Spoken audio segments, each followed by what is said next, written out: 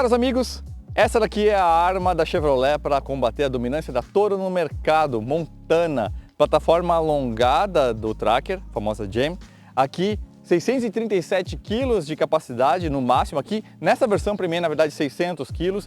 Embaixo do capô, 133 cavalos e 21,4 kgfm de torque no motor 1.2 turbo, 3 cilindros de linha CSS Prime, conectado a um câmbio manual de 6 marchas na versão básica ou câmbio automático de 6 marchas nas demais versões LT, LTZ e Premier. Vários recursos de conforto, comodidade, conveniência e conectividade, tudo embrulhado numa dianteira que tem uma semelhança quase incômoda com a Toro.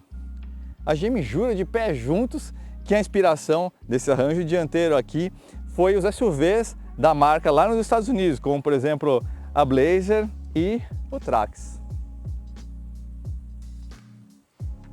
Certo. Cara bem parecida com a da Toro, né? Mas estratégias bem diferentes.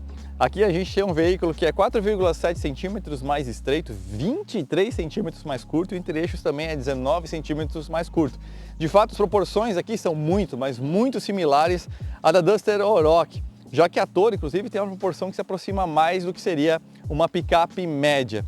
E com isso fica muito transparente que a intenção desse produto aqui é se enfiar ali no meio e roubar tanto compradores no universo Fiat da estrada cabine dupla nas versões topo de linha, quanto as versões de entrada da Toro.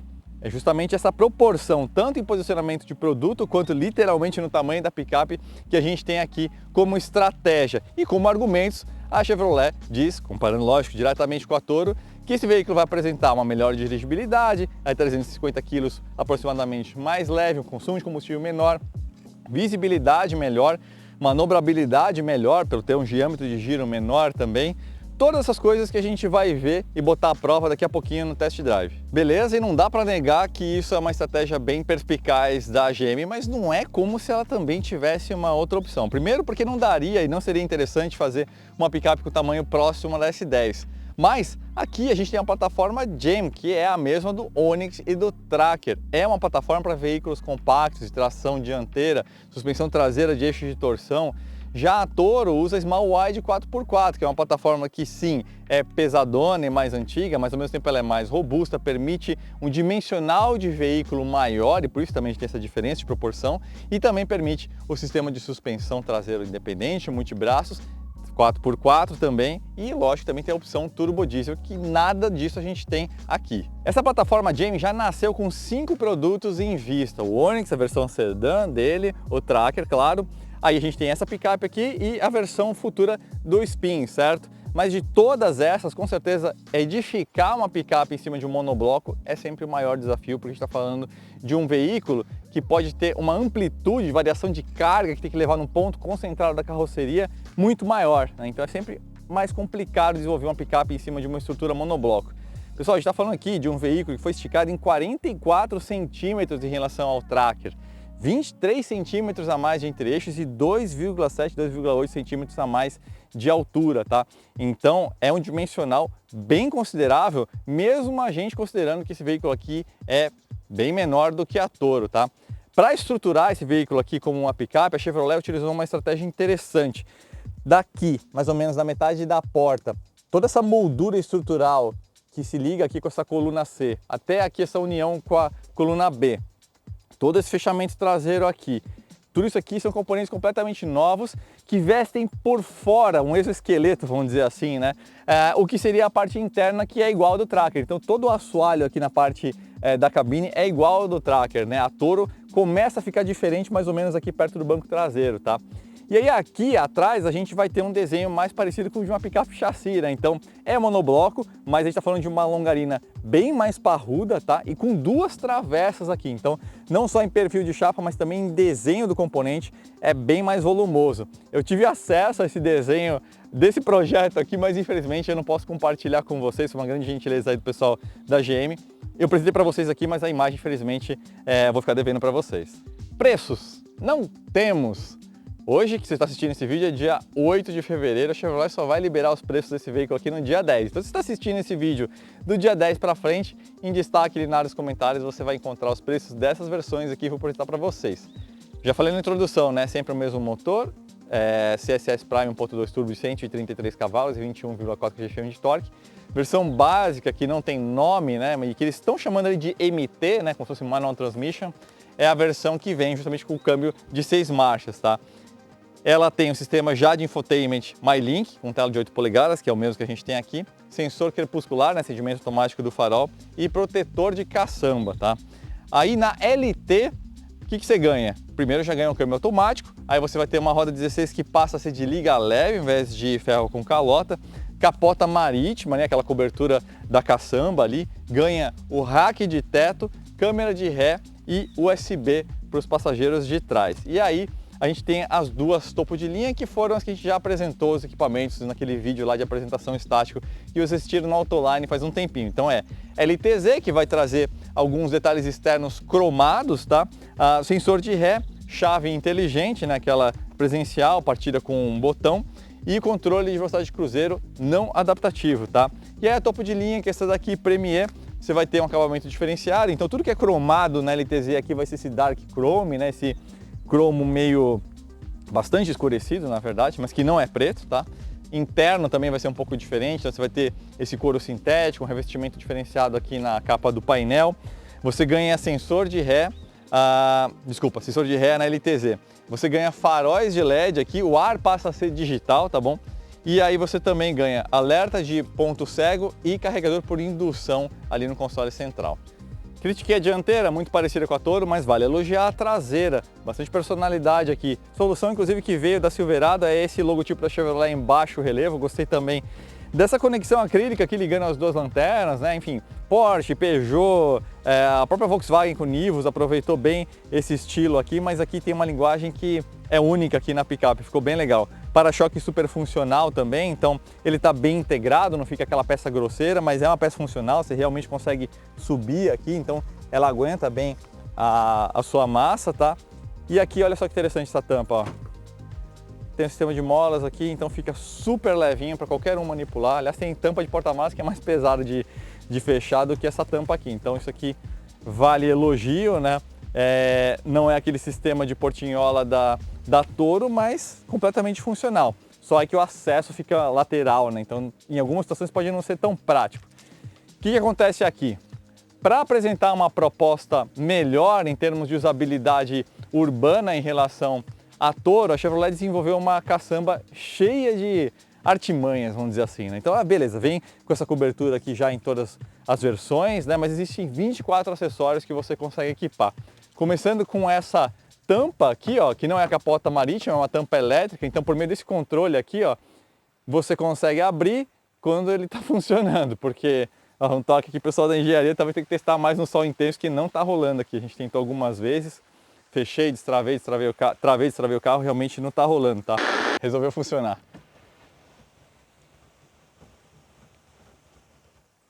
Tem uma bandeja aqui que você consegue colocar suas compras e tem um sistema modular, inclusive, que são várias prateleiras que você consegue, inclusive, fazer um fechamento, deixar ele mais curto aqui. E ele tem esse andar de cima, né, que vocês estão vendo aí nas imagens, onde você consegue colocar compras do supermercado, então não fica aquela coisa balangando, solta por aí. Tem rede também, tem extensor de caçamba para você levar aí, por exemplo, uma moto ou coisas mais compridas. Então são muitos acessórios. Nessa parte funcional, vamos dizer assim, a Chevrolet pensou com bastante atenção aqui nessa parte da caçamba, que surpreendentemente não tem assim tanto volume a menos se a gente considerar a diferença de dimensão em relação à Toro. Então vamos lá, vou pegar minha colinha aqui, ó. Aqui a gente tem 874 litros, tá? 63 litros a menos que a Toro, a diferença não é tão grande assim, né? Se a gente pegar a Estrada cabine dupla, tem 844 litros, que é inclusive muito bom para uma picape que é ainda menor do que essa daqui, né? E a Oroch tem 683 litros, fica aí em franca desvantagem em relação a todo mundo. Mas onde que está a limitação? A capacidade de carga em quilos, tá? A massa que você consegue levar nesse volume que tem aqui dentro. A gente está falando nessa versão aqui de 600 quilos de capacidade de carga limite, né? Considerando também passageiros, enfim. E 637 quilos na versão manual básica, tá? Então, quando a gente está falando em 600 quilos, é igual a Estrada cabine dupla, né? Então, é uma limitação aqui a questão de massa. Tem a ver também com a estrutura, né? Como a gente falou, é uma solução um pouquinho mais simples do que a Fiat fez com a Toro, mas ainda está de bom tamanho. A Oroch tem 650 quilos, tá? e aí a Toro vai ter 670 kg de capacidade de carga. Não é exatamente o que a gente chama de deal breaker, não é 70 kg de diferença de capacidade de carga, mas vale tomar nota que tem sim essa diferença de capacidade a favor da Toro, tá? Antes de mostrar para vocês a parte da cabine e o test drive, vamos dar uma repassadinha aqui no design externo, embora vocês tenham visto já no vídeo do Autoline a nossa apresentação, mas agora vocês estão vendo aí na luz natural, né, um pouquinho diferente, né? Então beleza, a traseira, como eu falei para vocês, tem essa personalidade melhor, né, resolvida do que a dianteira, que tem muita coisa da Toro mesmo.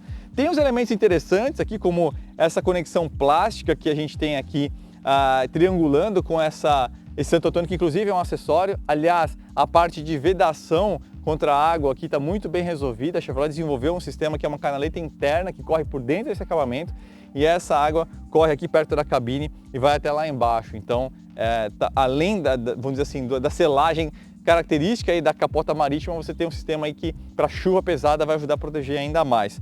De forma geral, a lateral já tem muitas menções ao estilo da Toro, né? Então, formato das caixas de roda, essa linha de cintura ascendente. Então, tem muitas remissões aqui, mas aqui a gente tem dimensões mais compactas, né? Uma linha de cintura mais baixa, então, embora tenha muita remissão, quando você vê uma do lado da outra, são propostas diferentes. É claro que aí quando você vem para a dianteira, não tem como não pensar na Toro, né? Como eu falei, Chevrolet fala em Blazer, em Trax, mas, gente, não tem muito o que dizer, né? Beberam muito, mas muito da fonte da água da Toro e não dá para culpar o pessoal de design da Chevrolet, tenho certeza que eles não fariam isso de propósito. Isso sempre nasce de pesquisa de mercado, o cliente que gosta de alguma coisa que se assemelha a um produto que ele cobiça, né? Então aqui está bem claro que a água da Toro foi muito bebida, porque a Blazer e o Trax norte-americanos não possuem exatamente esse alinhamento aqui do grupo óptico, que é separado também, né? O farol fica aqui embaixo, aqui em cima é só uma luz de posição. Mas o alinhamento desses elementos em relação à grade é diferente naqueles veículos lá. Então, lembra bastante a Toro, uma versão mais limpa, vamos dizer assim, né? Sem tantos vincos no capô, com um ordenamento um pouquinho mais harmônico aqui nesses acabamentos de baixo. Mas, bom, se esconder isso aqui, né? Já sabe. Vamos olhar a cabine agora. Cabine do Tracker, e antes de mais nada, desculpa gente que eu deixei o carro ligado porque tá fazendo 500 graus. A gente tá aqui numa reserva no Paraná. Que, meu Deus, a umidade está toda retida ali nas montanhas, então a gente está suando em bicas aqui. Cabine do Tracker. Bom, aqui a gente tem a mesma linguagem de design do Tracker RS chinês. Essa integração do sistema de infotainment que não temos no Tracker brasileiro nesse momento, com certeza vai chegar aqui, tá? Fica bem legal, fica harmônico, né? Você conectar aqui. Embora no mundo ideal essa linguagem casaria com um mostrador digital, né? Funciona também essa combinação do analógico aqui com o digital. Então você vai ter aqui uma telinha monocromática, né, um LCDzinho aqui. Aliás, interessante aqui, ó, a carga no pneu está configurada para leve conforto. Você consegue configurar isso aqui para o leitor de pressão de pneu, te dá recomendação de baixa pressão de acordo com a carga que você está levando, tá? Então eu achei esse recurso aí bem interessante. Essa versão Premier tem esse acabamento diferenciado aqui, né, esse couro com esse pesponto aqui, sintético evidentemente.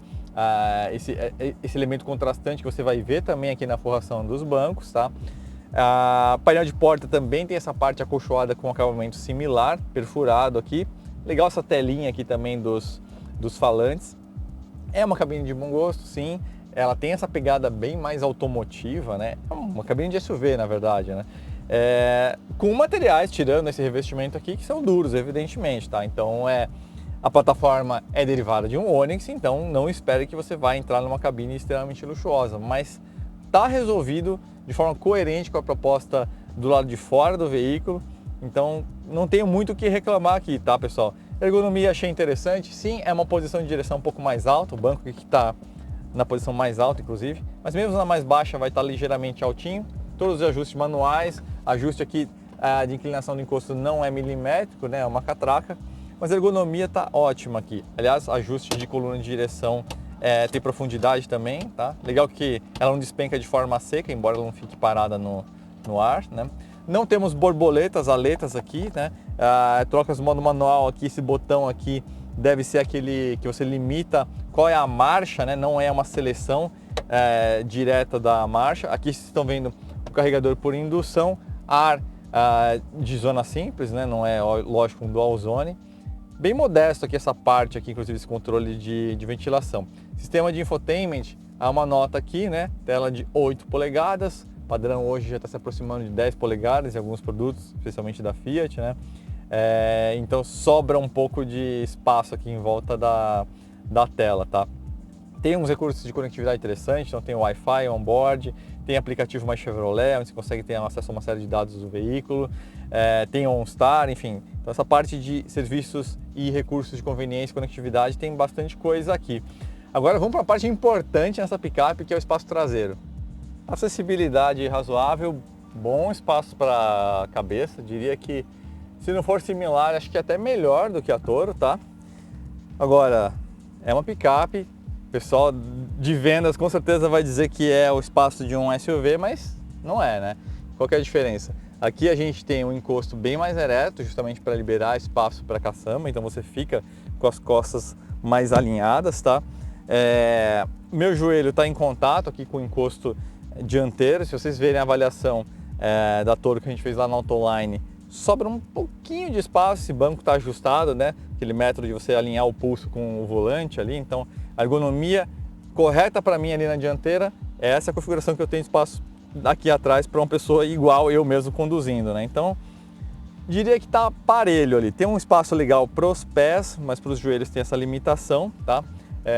Mas ainda assim diria que é melhor que a média das picapes com chassi, né? Que você fica com aquela elevação da linha aqui do assoalho e você fica com a perna meio no ar aqui, né? Então é um bom espaço, diria aqui, para 4 passageiros, até porque o quinto fica aqui com esse recesso e tem esse apoio de braço aqui, tem as 2 saídas USBs.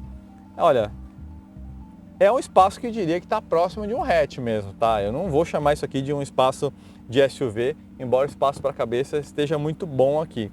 Mas atende bem a uma família, isso também é outra coisa. Mas é um ponto que vale a pena você avaliar com calma quando você olhar esse carro aqui na concessionária, tá? Agora, então, finalmente, vamos conhecer então a Montana em ação.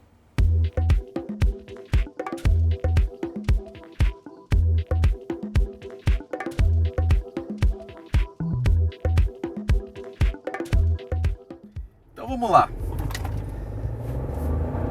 133 cavalos, troca a 5.600 RPM mais ou menos, aqui no 1.2 turbo, 3 cilindros em linha, CSS Prime. A gente está aqui na rodovia da Graciosa. Vocês vão escutar um barulhinho aqui das garrafas d'água, tá? Indo para lá e para cá. 21,4 kgfm de torque, 0 a 100 aqui declarado de 10,1 segundos, que eu achei até um pouco bom demais para 133 cavalos e os 1.310 quilos aqui. E outra coisa que me chamou a atenção é a diferença para o manual, que é 11,7 segundos 0 a 100, manual pior mesmo, podendo carregar na embreagem. Isso me chamou um pouco a atenção, não sei se é uma questão de escalonamento ou, enfim, talvez o teste do manual faltou alguém aí com o pé um pouco mais pesado. Mas, traduzindo aqui para vocês o que é então andar com a Montana, tá? Eu vou tentar fazer essa avaliação com 2 paralelos, um em relação a Toro e outro em relação ao SUV compacto, que eu acho que vai ser meio que esses 2 perfis aí, né, de comprador que a Montana vai querer conquistar, né? Só recapitulando aqui, caras, então esse motor CSS Prime, 21,4 kgfm de torque, 133 cavalos, considerando etanol no tanque, é um motor 3 cilindros em linha, então você vai ter uma vibraçãozinha com o carro parado, você vai sentir nas costas levemente, no pareanda do trânsito, no pé também, quando estiver ali com o pé no freio, com o carro parado, você vai sentir bem de leve, né? Ele não tem, inclusive, um eixo contrabalanceador aqui, esse motor. Eles resolveram essa questão do balanceamento, que é sempre um desafio do motor 3 cilindros em linha, de outra forma. E o 3 cilindros ele tem essa característica de ter um ronquinho até mais gostoso, mas essa vibração, especialmente com o carro em marcha lenta. Então essa é uma desvantagem que a gente vê aqui em relação a Toro, tá? Vale pontuar. Mas, por outro lado, a gente tem aqui 350 quilos a menos. Esses 350 quilos a menos vão se traduzir aí em 3 coisas que eu acho que vale a gente mencionar, tá? A primeira é uma vantagem no consumo, tá? Aqui a gente, rodando ali na parte de Curitiba, na cidade, a gente estava falando de mais ou menos de 12 a 13 km por litro, enquanto enquanto na estrada eu cheguei a bater até 17 no momento com velocidade constante, né? Lógico que agora eu vou derrubar bastante aqui a média de consumo. Ainda está apontando 13, mas vai baixar bastante agora, tá com gasolina no tanque. Os números oficiais de consumo são de 8,5 km por litro no consumo misto, né? Cidade e estrada dividido por 2 com etanol, e 12,2 com gasolina, tá? Essa é uma vantagem mais ou menos de 1 a 1,5 km por litro em relação à Toro, e o 0 a 100, considerando esse 10,1 aqui, vai ser uns 7 décimos mais rápido do que a Toro. Então a Toro é mais pesada, vai ter uma desvantagem de consumo. Eu diria que na aceleração vão ser parelhos. Eu estou achando esse 10,1 aqui um pouquinho otimista, e não que falte desempenho, mas aqui 10 segundos estou achando que é um pouco rápido demais para essa relação de peso, potência e torque, tá? E outra coisa é que no trânsito urbano, principalmente, e em certas situações de retomada, a Toro vai ter uma letargia um pouquinho maior, porque ela tem esse peso a mais. O que acontece é que essa potência e esse torque considera o boost máximo do turbo, né? A pressão máxima do turbo. Só que essa pressão máxima só vem em WOT, né? Com carga plena, acelerador lá no fundo. Quando você está ali cutucando o acelerador em zonas intermediárias, o motor meio que trabalha assim, com pouca pressão do turbo. Até a gente brinca de fase aspirada do motor, né? Então ele vai ter vamos dizer assim, uma letargia um pouco maior, justamente porque ele é mais pesado. Então o volume do motor é parecido, o motor é 1.3, aqui é 1.2, só que lá tem 350 kg a mais. Então nessa situação específica, assim, de você acabou de virar a esquina, deu aquela cutucadinha no acelerador um pouquinho mais funda, a reação aqui é mais ágil, tá? E dinamicamente nem se fala, a gente tá falando de um veículo que tem um entre-eixo 19 centímetros mais curto, é mais baixo, e é mais leve. Então é quase uma comparação injusta, né? Mas que precisa ser feita. Então aqui a gente de fato tem uma vantagem dinâmica. Esse carro aqui vai ter realmente reações mais cristalinas, eu diria, porque a Toro é um veículo bastante competente dinamicamente, mas lá você vai ter aquelas, inclusive lembra um SUV também a Toro, mas um SUV onde assim, mais full size, né? E aqui você vai ter a sensação um pouco mais de um SUV compacto, ainda que o entre-eixos aqui seja de 2,80 metros, como você viu na apresentação que a gente fez ali estática. A Tracker tem um entre-eixos bem menor, né? Então, mas mesmo assim a gente vai ter aqui uma reação que vai se assemelhar bastante aqui ao que você tem num SUV compacto, tá? Vou fazer uma retomadinha aqui agora. É um bom desempenho. A gente tem uma circunstância aqui favorável, lógico, né? Eu sozinho, sem carga, mas dá para sentir que o motor ele está com o dimensionamento correto para a massa aqui do veículo. Na Toro, nessa circunstância de baixa rotação, baixa carga do acelerador, você sente ali que você podia ter 1.5 litros em vez de 1.3, 1.6 talvez, né?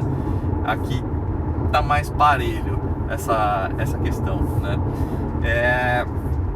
Agora voltando para aquela questão de para quem não está fazendo esse comparativo Toro e Montana, está interessado mais, tem um SUV, o que você acha? Pode ser legal ou não? Isso que eu fiz até agora aqui, caras, é transparente em relação ao SUV compacto. Realmente, eu até comecei a puxar esse assunto, né? Não vai sentir diferença nenhuma. A ergonomia é similar, a tocada é similar, a complacência de suspensão é similar, a calibragem da suspensão, inclusive, considerando que esse veículo tem esse perfil mais misto, menos serviço e mais misto, a calibragem da suspensão traseira, de mola, de amortecedor, embora ela precise cumprir o pior cenário, ela foi muito baseada nessa situação de carga vazia, né? Até porque a carga máxima nesse aqui é igual na estrada cabine dupla, então tem uma desvantagem em relação a Toro e a própria Oroch, mas isso se converte em vantagem dinâmica também, porque se a carga máxima é muito grande, significa que a suspensão traseira tem que ser mais firme para poder lidar com isso, né? Então fica meio que elas por elas. Lógico, se você é um cara que para você essa diferença de massa de carga, capacidade de carga é importante, aí vale a pena você olhar aí com atenção e comparar as cargas máximas aí que a gente mencionou, inclusive na parte da caçamba, né? Se quiser volta lá no vídeo na parte da caçamba, entre essa daqui, a Estrada cabine dupla, a Toro e a Oroch, aí você toma a sua decisão, tá? Mas nessa parte assim, tem um SUV compacto, como é que dirigir ela? Não tem aquela característica de ficar navegando, típica de picape chassi, óbvio que é um picape monobloco. Não vai ter aquela ricocheteada de suspensão quando você pega um que a gente chama de bump, né? Pega uma batida um pouquinho mais seca. Agora, no começo dessa avaliação na parte dinâmica, eu estava falando das desvantagens que a Toro tem em relação a essa daqui, mas esses 350 quilos que a Toro tem a mais contam com uma vantagem de conforto, sim, tá, pessoal? E isso é importante também fazer esse contrabalanço. Não só o peso, na verdade, o peso e o dimensional, esses dois juntos, tá? O que acontece? Lá a gente tem quase 20 centímetros a mais de entre eixos, né? Então o eixo traseiro tá quase 20 centímetros a mais distante em relação ao eixo dianteiro na Toro. O que acontece? Quem andou de Smart, de Uninho, de Corsa antigo, sabe bem o que é isso. Não é que esse veículo aqui pula, tá, gente? Não tem nada a ver isso. Mas o que acontece? A Toro, ela vai ter um tempo maior para trabalhar primeiro a suspensão dianteira, depois a traseira, no caso de um obstáculo ou de um piso irregular. E lá na Toro a gente tem a vantagem da suspensão multibraços, que vai o quê? No piso que está irregular, ela não vai transferir de um lado para o outro na suspensão traseira a vibração. Então a suspensão traseira, independente qual é a vantagem para você, ela chacoalha menos, ela chacoalha menos. Então aqui, embora ela esteja muito bem acertada aqui na Montana, a gente tem um eixo de torção, então existe sim uma transmissão de um lado para o outro, que foi muito bem calibrada, mas na Toro vai ser mais confortável. E lá ela é mais larga e ela é mais maçuda, ela pesa 350 kg a mais, se a gente comparar a Freedom com essa daqui, como eu falei. Essa massa a mais deixa o veículo mais complacente com o piso, ou seja, o que acontece no piso, lógico que a carga da suspensão também tem uma influência nisso, né, gente? Mas considerando veículos feitos com engenharia de forma responsável, como a Fiat fez, como a Chevrolet fez aqui. Um carro mais pesado, ele vai absorver mais gostoso um piso ruim, tá? Isso é inerente, é física. Então quem sabe, quem andou de Smart, de Uninho, de Corsa, sabe, o carro mais leve, ele vai transmitir mais de volta o que acontece no chão para a cabine. Definitivamente não significa que esse aqui é um veículo duro, tá? Muito pelo contrário, achei bastante confortável, mas essa comparação lado a lado, tenho que dizer para vocês que a Toro vai ter uma vantagem nessa questão de conforto em piso ruim, tá? Aqui a gente vai ter algo que vai se assemelhar justamente mais ao que era a Tracker, só que com entre-eixos um pouco maior, então em algumas situações possivelmente uma complacência maior do piso, que vai trabalhar primeiro a dianteira, depois a suspensão traseira.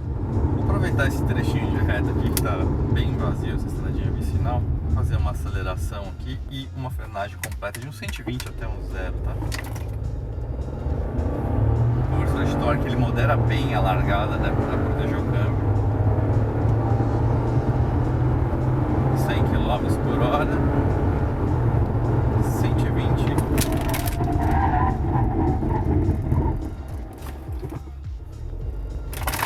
Tá bom, gostei da carga do pedal de freio, bem comunicativo. Aqui a gente não tem o piso na melhor condição, tá? Nessas sombras aqui tem bastante umidade, mas performance de frenagem gostei. Usou bastante o freio traseiro, né? Então tem uma leve movimentação que não é negativa, isso significa que o freio traseiro está sendo muito bem utilizado, mas ele seguiu em linha reta, tá? Estou falando de uma movimentação muito fina. Lembrando que a gente tem tambor na traseira, tá? É 1 polegada maior do que o tambor da Tracker, mas é um sistema a tambor, então aí também tem um ouro em relação ao sistema da Toro, mas é aquilo também, né? É uma situação que performance de frenagem não vai ter diferença, mas em frenagens muito repetitivas, com carga, descida de serra, você pode ter um pequeno decaimento de performance do freio traseiro em relação ao dianteiro, mas é bastante raro isso acontecer. Então eu sei que tem uma turma que faz um barulho danado porque, nossa, não tem disco, tem tambor e tudo mais. Sim, disco, é uma vantagem técnica, mas não chega a ser uma vulnerabilidade também você ter um tambor, tá? Cabe essa ressalva. Sim, disco é melhor, não vou nem discutir isso aí, tá? Agora que a gente tá num piso terra batida, né? Já tem aqui umas imperfeições, já dá pra conhecer um pouquinho melhor. Vocês ouviram, né? Essa batida seca, que é típica de um SUV compacto, expõe essa questão que eu estava falando, né? A Toro, ela é mais corpulenta, tem uma plataforma maior, mais pesada, tem algumas desvantagens, mas nessa circunstância aqui, ela ia apresentar, ou melhor, nessa que a gente está passando agora, de forma geral, ia apresentar um comportamento um pouco mais suave, tá? E uma tendência menor a bater seco, como a gente viu ali naquele caroço, tá? Então, é vantagens, desvantagens, compromissos que se assumem com uma plataforma menor, mais leve, mais dinâmica. Longe também de querer dizer, como eu falei, que isso aqui é desconfortável, mas vocês estão ouvindo os ruídos, mas no corpo eu estou sentindo pouca coisa, mas é um fato. Aqui a gente tem uma plataforma de respostas mais rápidas e que vai transmitir um pouquinho mais, sim, para o seu corpo, tá? E também um pouquinho mais de ruído. Mas a agilidade dinâmica, por outro lado, aqui a gente tem bem mais. Isso é um fato também, gente. Então, esse aqui é um veículo que você guia mais como carro, como SUV mesmo. Tem esse outro lado aqui também, né?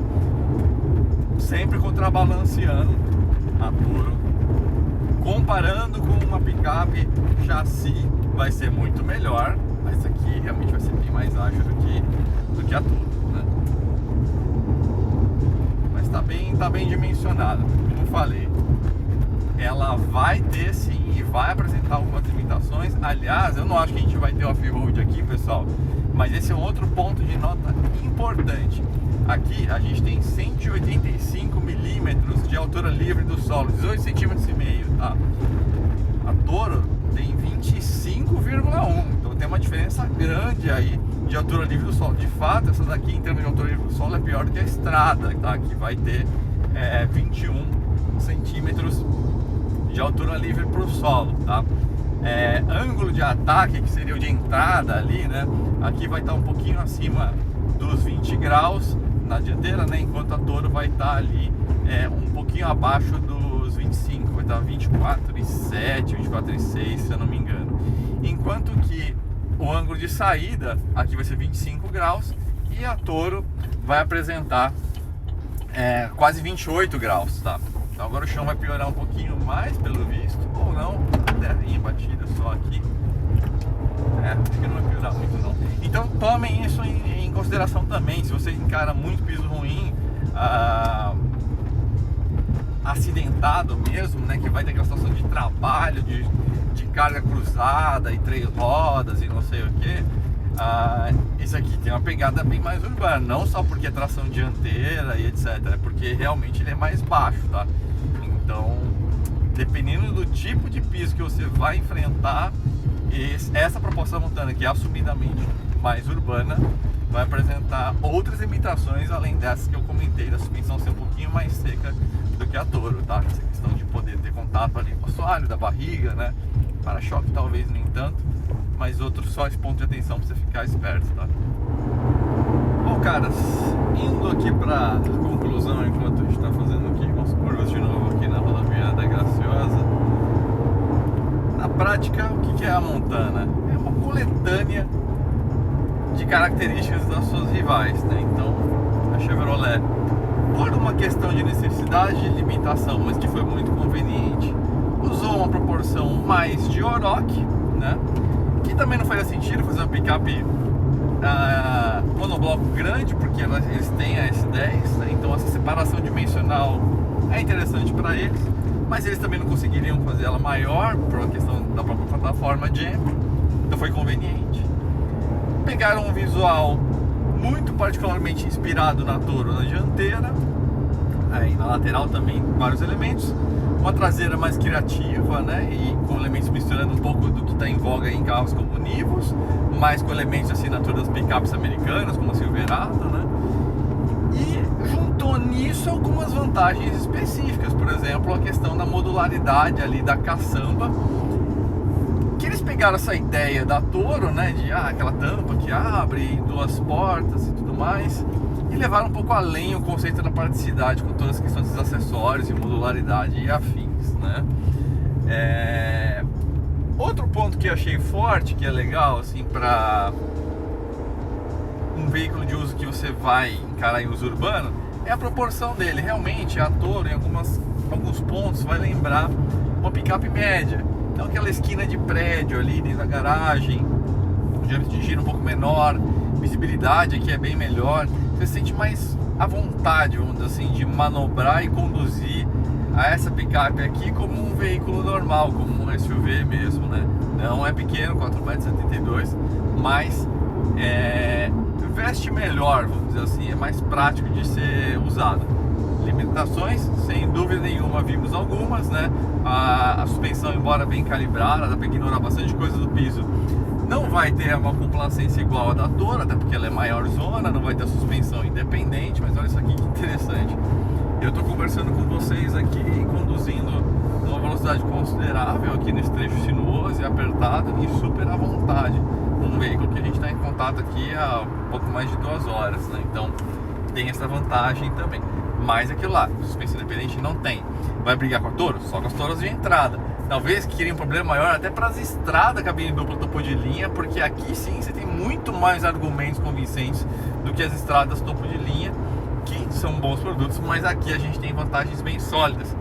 Agora em relação ao resto do portfólio da Toro, lá tem 4x4, tem um porte maior, né? Então questão de status também, mas ao frigir dos ovos, aqui é free packaging, né? Com, sei lá, 20 centímetros a menos de comprimento quase, a gente tem aqui um espaço traseiro de similar para melhor e uma questão de área ali de caçamba, de volume de caçamba, com uma pequena desvantagem, né? Aí tem uma desvantagem um pouquinho maior na parte de carga, mas novamente aí qual que é o uso que você vai fazer. Isso é interessante, né? Porque no final das contas é uma equação que tem várias soluções possíveis, certo? Então, da mesma forma que no meio, sei lá, do sedã de luxo, você vai ter o Série 3, Série 5, Série 7, aqui no meio das picapes monobloco a gente está começando a ver essa mesma coisa, né? Então você vai ter ali a Saveirinho, você vai ter lá a Estrada, né, numa proporção, essa daqui numa proporção intermediária, e aí a Toro sendo a Série 7, vamos dizer assim, né? Eu não vou dizer nem full size, vai, mas uma picape média compacta monobloco com um tamanho bem maior. Então esse meio das picapes monobloco realmente está se segmentando bastante, justamente que é um segmento em crescimento, e aí você encontra então esses vários nichos, essas várias formas de se resolver essa equação. Mas ao frigir dos ovos é sim um produto muito interessante, sim, é o rival mais forte que a Toro vai conhecer no mercado, pelo menos nesse ano, né? Não sei que a gente tem uma novidade aí da Hyundai, e se a Volkswagen resolver se mexer ali com o projeto da Tarok, né? Mas o que tem para hoje realmente, isso aqui vai dar um trabalhinho ali para as Toro de entrada, Freedom e similares, e muito trabalho para a estrada cabine dupla topo de linha. Oroch fica numa situação particularmente complicada, né, porque a proporção aqui é a mesma.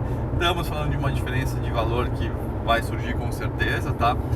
Mas para o Oroch também fica bem complicada aí a vida, tá? Então é isso aí, pessoal. Espero que vocês tenham gostado da avaliação, que tenha sido útil agora aqui, né, no canal do Flatout. Fica o pedido para vocês, se vocês gostaram desse conteúdo, vá em assine.flatout.com.br, faça assinatura de um dos planos. Além de ganhar acesso a todos os conteúdos que a gente publica no site todos os dias, você vai ajudar a gente a produzir conteúdos aqui no nosso canal. E essa assinatura, sem dúvida nenhuma, é fundamental, porque a receita que vem do próprio YouTube realmente nem de longe é suficiente para a gente segurar um canal em operação do Flatout sozinhos, né? Afinal, isso aqui não é um barco de um homem só. Então é isso, pessoal. Nos vemos na próxima aí. Valeu, gente!